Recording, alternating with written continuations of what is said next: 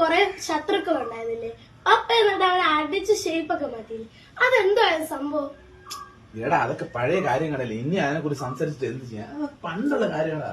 പാപ്പ പ്ലീസ് പാപ്പ അതൊന്ന് പറ. പറഞ്ഞൊക്കെ തരാം. അതായത് പപ്പയ്ക്ക് ഒരുപാട് ശത്രുക്കൾ ഉണ്ടായിരുന്നു ഒരു സമയത്ത്. ഇവന്മാര് ശല്യം എന്ന് വെച്ചാണ്ടല്ലോ, എന്നെ പോകാൻ അനുവദിക്കില്ല, വരാൻ അനുവദിക്കില്ല, ഈവൻ റൂമിലൊന്നും ഇരിക്കാൻ സമ്മതിക്കില്ലായിരുന്നു. അത്രയ്ക്ക് ബഹളമായിരുന്നു ഇവന്മാര്. ഒരു ദിവസം എനിക്ക് സഹി കിട്ടു, ഇന്ന ഇവന്മാരെ ഇങ്ങനെ കൊണ്ടുപോയാൽ ശരിയാവില്ലെന്ന് ഞാൻ വിചാരിച്ചു.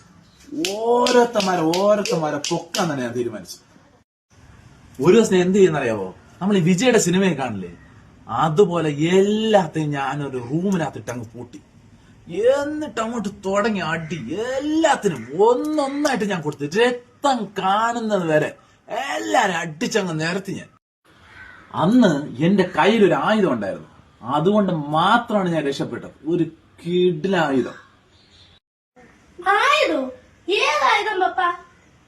നിനക്കത് കാണണോ ശരിക്കും? ഒരു സെക്കൻഡ്, ഞാൻ ഇപ്പൊ എടുത്തിട്ട് വരാം.